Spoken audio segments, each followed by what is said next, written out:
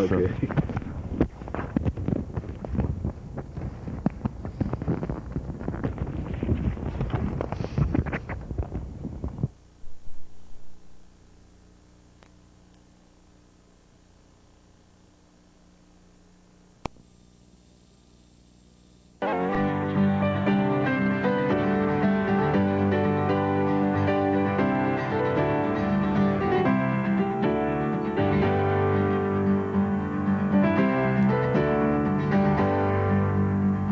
Welcome to Changing Families of the 90s. We have all wondered how to be the very best parent possible. And today, in our studio, we truly do have an expert.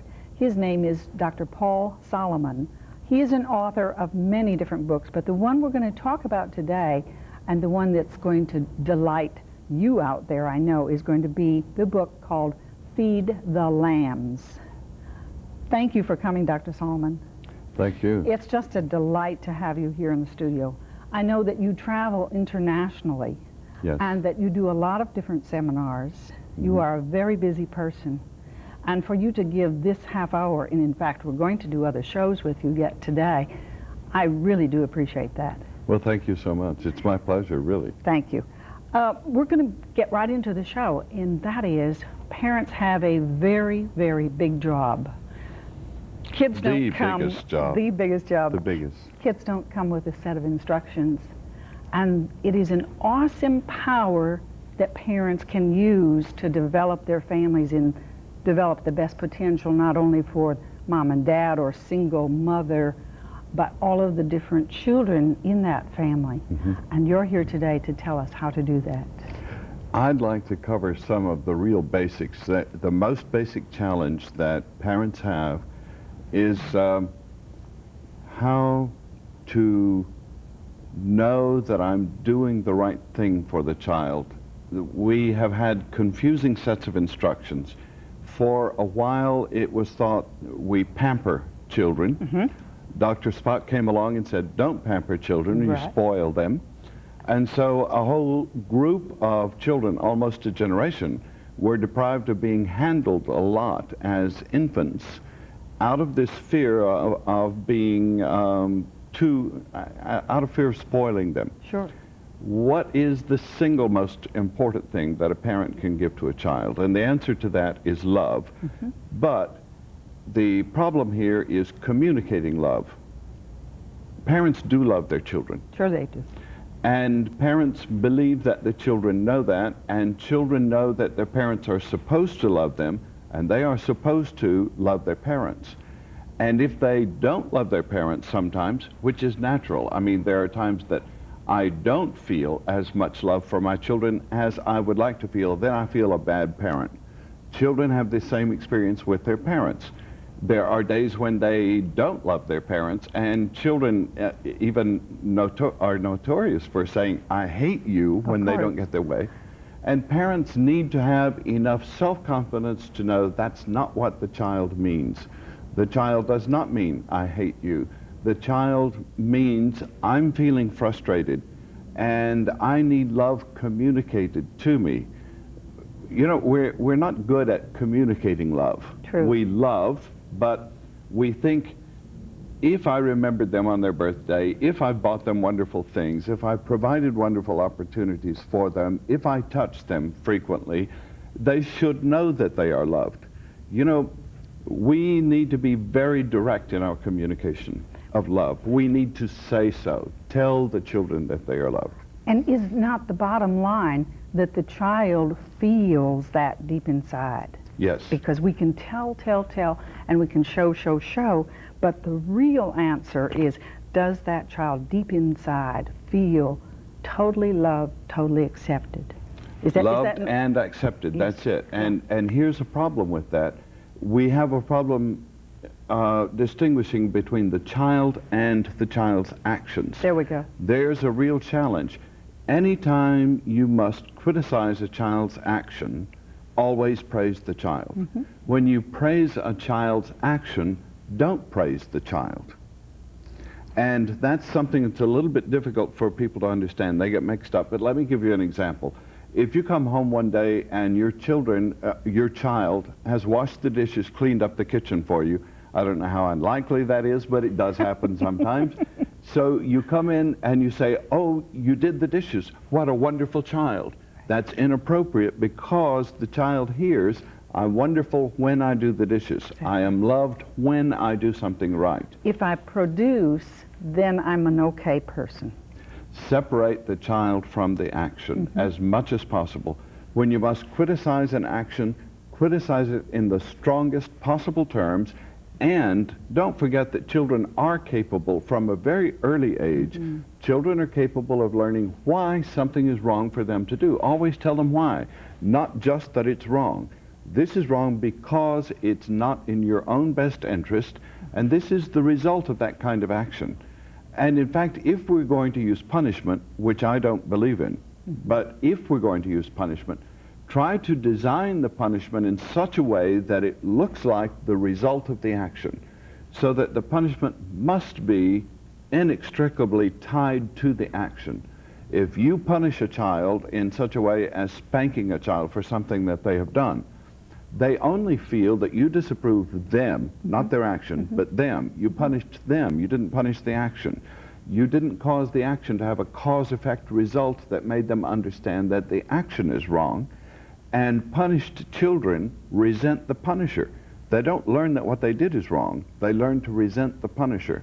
And they also learn that it is all right to hit people. Exactly. And that's not what we want to teach our children. No, because hitting, if I hit my child, then my child gets the concept in his head that it's okay to hit other people. Exactly, exactly. And we perpetuate this idea that violence is part of culture.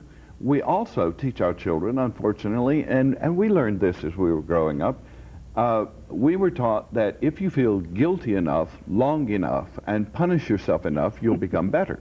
Exactly. And the truth is, if you feel guilty enough, long enough, and punish yourself, you will have poor self-esteem, you will be weaker, not better, you'll be more likely to repeat the offense, not less likely. We need to learn that guilt, punishment, don't work. Cause-effect relationships do work, and what we need most to do with our children is two things. Make them feel loved, help them to know for sure that they're loved. Don't fail to tell them, and tell them that they are loved, not when they've done something wonderful, but at other times, and especially when they need discipline. If you must discipline, praise the child, love the child after the discipline. And that does not take away the effect of the discipline. It reassures the child, I'm still all right, I made a mistake, that's very clear, but I'm still loved and I'm still all right.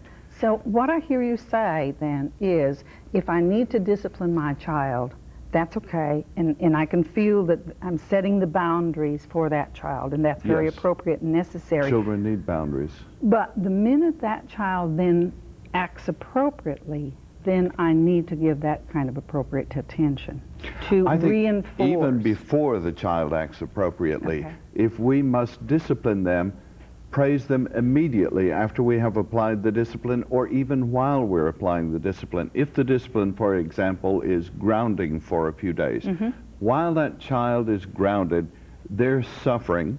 Oh, sure. They're suffering being grounded, and that's real for a youngster. Being deprived of freedom is a strong form of punishment, much stronger than we think. Right.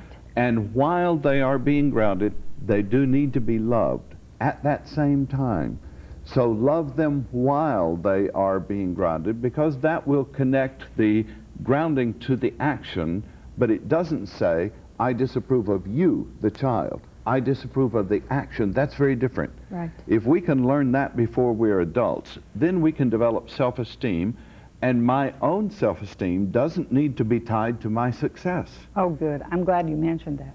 See? Tell us more about how that works, because so many people believe that their self-esteem is tied to their product, Accomplishment. their accomplishments. And we grow up thinking that in the adult world, if I have a really good job, then I must be a good person. And that is It doesn't so... quite work, because even when we do get a good job, we don't believe it. Here's something very revealing. the corporate heads of the Fortune 500 companies, something like 70% of them feel that they have fooled people, that they don't deserve to be there. They feel like phonies, and their self-esteem was not bought by their accomplishment. Even though they are at the head of corporate America, they still don't have the self-esteem, self-worth, self-confidence. They're not at peace with themselves. And so we need to untie self-worth from accomplishment. A child is wonderful. All children are wonderful. They are inherently wonderful. And they misbehave. And we need to understand that a perfect child is not one who never gets dirty, is never mean, never too loud, never breaks the rules, and so on. A child who never does any of those things is a neurotic child, not a perfect child. Right. A perfect child does all those things, but we want them to experience two things growing up. Joy, we want them to be happy, we want them to play, we want them to know that the world is an adventurous, wonderful place. And if they grow up with parents who are constantly worried, but as parents, if we're spiritual at all, religious, we teach our children God provides for us. God will look after you. We teach our children to pray, perhaps. But at the same time, as we are telling them, God loves you and will care for you, when they see us worrying about our bills, worrying about all sorts of things, then they get a double message. Mommy and Daddy say that God loves me and will take care of me, but why isn't God taking care of them? Why are they worrying so much? In order to be a good parent, we must be happy, joyous, adventurous. And a trip that we've put on women that I would like to take away from women is the old belief that a good mother is tied to the kitchen and tied to the children, should be with them all the time. And it turns into something that I call smother love instead of mother love. Children with adventurous mothers, especially girls, with adventurous mothers who are out there in the workplace and enjoying themselves, taking vacations without the children sometimes. Sometimes. Very necessary. Not every time, but sometimes. Get away from the children. It's all right to get away from your children. You need it. And you'll be a better parent when you come back after your vacation from the children. You need them to miss you. You need to miss them. And when you come home and find out they had a wonderful time when you were gone and they didn't miss you, don't get alarmed. That's children.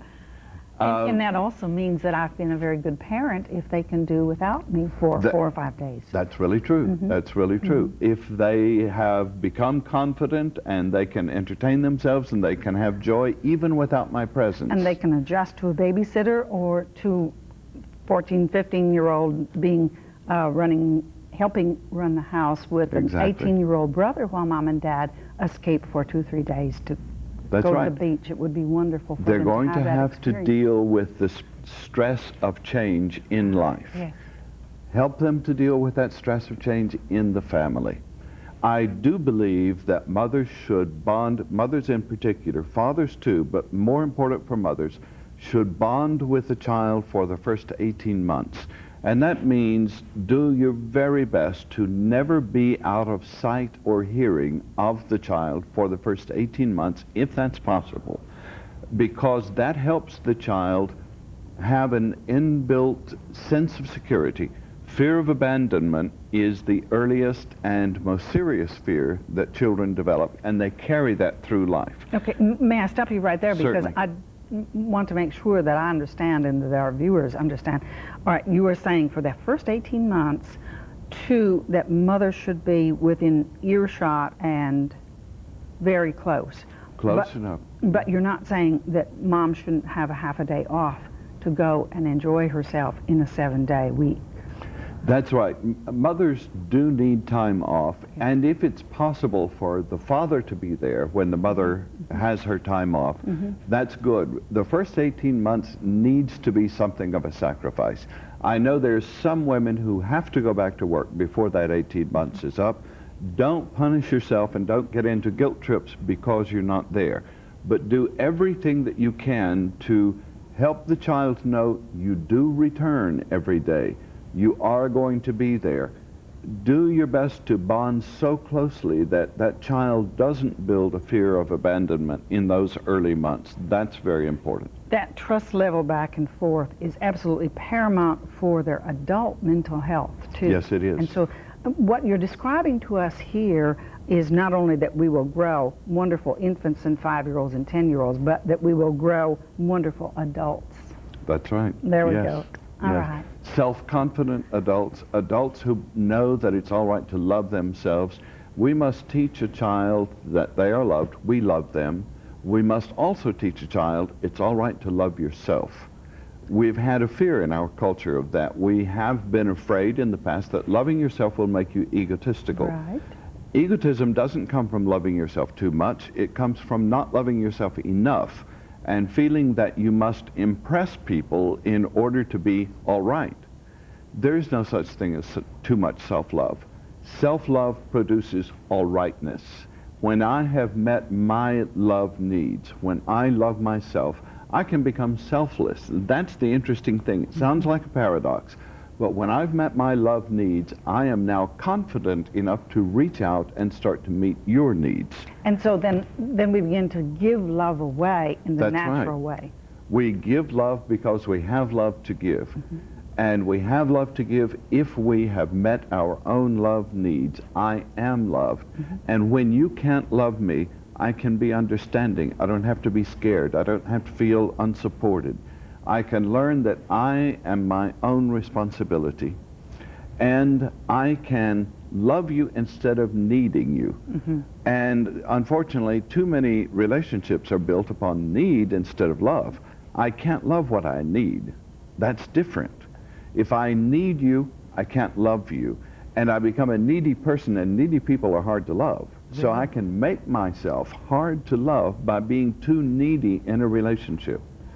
Meet your own love need. Give yourself the love you need to survive, because love is literally a survival need. We know that babies will die, literally, from lack of love. However, we also know that there are love substitutes, and children learn love substitutes very early in life.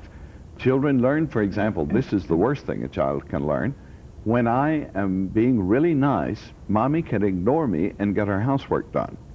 So if I want concentrated attention, what I can do is kick my sister or pull her hair. There you go. Concentrated attention, any form of concentrated attention is a love substitute. It always happened in my house when I was raising my 4 children that if I had a very busy day ahead of me, it wouldn't make any difference what it was, but if I was very, very busy, I could count on my children being awful from the Yes. beginning of the day. Yes, because Probably something beginning else at is 8 getting your o'clock. attention. Right. And what I used to do is pull down from the top of the cupboard this wonderful box, and I would say to the children, it's very apparent to me that you need my attention. I do have a very busy day, but you need my attention. So right now, let's take time out and turn the clock on the stove and set it for 15 minutes. I'm willing to give 15 minutes now of fun, and then later on we'll have some other 15 minutes. And so focus the attention on the kids, and all the crankiness stopped. And you're getting the children's agreement with you. They're learning to make contracts when they're doing this at an early age. They're learning to negotiate. They're learning to make contracts and accept their portion of the contract and keep their portion of the contract. These things are part of teaching responsibility, and it's wonderful when you can do that. Also, if you can give children something to do that they believe is constructive, that can make your day easier.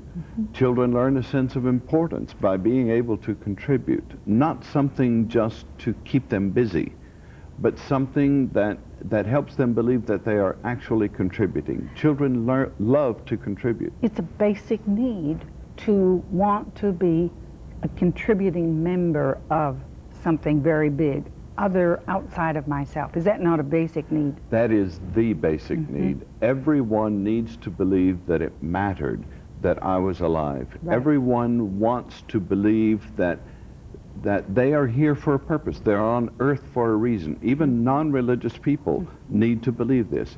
I came to do something, and so many people say, if I could just remember what it was. And that's where the people who believe in divine guidance have a real asset there. If I can ask for guidance and get it and believe that I'm meeting a calling, Yes. and a calling doesn't have to be a calling to the ministry. We can be called to be a nurse, a mother. We can be called to do anything To that be is a good productive neighbor. in society. You know, it doesn't have to be great. It can be just, I have a calling to be a good neighbor. You Yes. know, to be a wonderful, loving, accepting person within even my own neighborhood. Well, one thing that we can be sure of is that we are called to love, because love is the most precious commodity on the planet. People need love in order to survive. It's a basic survival need. We can give it if we have it to give. We have it to give if we give it to ourselves. If I love myself, you know, Jesus gave a rule that is interesting, and we don't often hear the whole rule that he gave. He said, love yourself, God, and your neighbor equally. He said, love your neighbor as yourself, not more than. He didn't even say love God more than yourself. Love God, love your neighbor, and love yourself. Love God and your neighbor as yourself. So loving myself is as important as loving my source. And if I have a loving relationship with my source and myself, I will have a loving relationship with my neighbor, because now I have love to give. And it is also wonderful, and we could just go on for hours. In fact, we're going to do another show about love and relationships. I have a burning question right now, and that is, how about the single parent? That is a really tough job. Single parent wants to love, wants to care for the children, also To meet all has the needs, yes. everything that has to be done. It is a very big job. What's your advice to a single parent? My heart really goes out to a single parent, because parenting is tough enough when you have two, when you have good partnership with both people interested in the child. For a single parent, you need help. You need a support group. Every single parent should be a member of a support group, a group of people who help watch one another's children and help give each other a day off from time to time. Join a support group if you're a single parent. Get some help.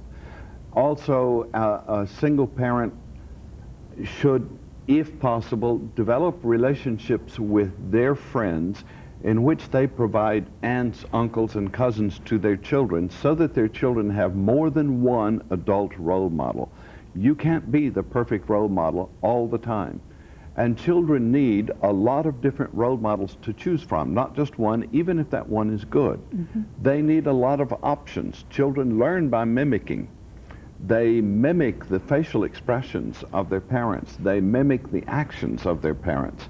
And you know, the most fascinating thing is babies, even before they can talk, learn by watching their mother's face. If you put a child on a table like this glass top table, as the child is crawling on the portion of the table that has solid wood under him and he knows that he or she is supported, when they come to the glass portion and can see through, they will automatically look up at their mother's face. If there is no expression on her face, they will go ahead and crawl on the glass. If there's a frightened expression on her face, they will pull back. Now, this is before they can talk. Children are amazing mind readers and experts in body language They certainly before are. they can even talk. It's amazing. They're wonderful. There is nothing quite as exciting as watching the infant, as you're describing, grow up into those very precious years, because they really Watching do a child. teach us Oh, sure. what life is all about, don't they? Sure. All right. I like your idea that single parents need this support group, and I know that they would all line up to want to be a part of that. How can they manage that, though, in their busy days? Well, manage that by trading off time with other people in the support group. Okay. Support groups are most likely to be found in your church or in some kind of community center. By swapping off, by allowing your children to be cared for with other children by another parent to give you time off can also be something that you swap off to give them time off. We all need time off from our children, and we don't like to admit that. And we're frightened as parents to admit that I can come to a point of frustration in which I can't stand my children. That's natural. And those are the times when we do need a break. We need to be able to manage a break somehow so that we can catch our breath and come back and be good parents again. Support groups are the best possibility. Daycare facilities, if you can find a good one, that's a good possibility. There's nothing like, you know, we're born to be tribal units. Man has always lived in tribal units. In a tribal unit, you have many adult caretakers, and children have many options of role models to learn from. Now that we come down to families being separated from the extended family, that was a tragedy in itself that happened 40, 50 years ago. More recently, single-parent families have become even more restricted and much fewer opportunities for role models for the children. The single parent must be adventurous, active in life, and take the child with them as they can in their interactions as much as possible. Give the child as much attention as you can, and the attention that you do give to the child, try to make it quality attention. Do, by all means, if you're a single parent, learn a good relaxation technique and practice it as soon as you get home from work. Then give your time to the child. Be sure that you've gotten the stress out first, because children are little psychics, if you'll pardon the expression. Whether you believe in psychics or not, they are intuitive. They know when you're hurting. They know when you're exhausted, and they feel responsible for it. Precisely. I tell parents that they have little antennas just all over their entire skin system, so they really pick up on, they are on so that intuitive. Anxiety and that kind of trauma. And let's face it, even here in the metroplexes we're talking, just getting home from work is a challenge. Can be a trauma, yes. So a traumatized parent comes home to a child that is dependent on that for a source of nurturing. We have only a couple minutes left. I want very much to cover, what about sibling rivalry? How can we help parents understand the differences of children? Okay, sibling rivalry comes from our need for love, which has substitutes. If I don't get love, I'll get a substitute. Sibling rivalry means there is a belief among the children that if I get the attention I want, then he can't get the attention that he wants, and vice versa. We must find a way to give both of them a lot of attention, including attention from one another. If we can get children to enjoy doing things for one another, we get a substitute for the rivalry. Sibling rivalry is not essential. It is not something, you know, there are those who believe sibling rivalry is natural, it's already there, there's nothing you can do about it. The fact that you have brothers and sisters means that there's going to be rivalry. That's not necessarily true. If you can give a child concentrated attention, that's what they're looking for. They're looking for concentrated attention from the adult first. Concentrated attention from the adult. I would love to go on, but we do have to. Okay. We'll have another show, however. Thank you for listening. Thank you for watching, and I hope you do return. For Margaret Kelson and Family Service, love yourself. Bye.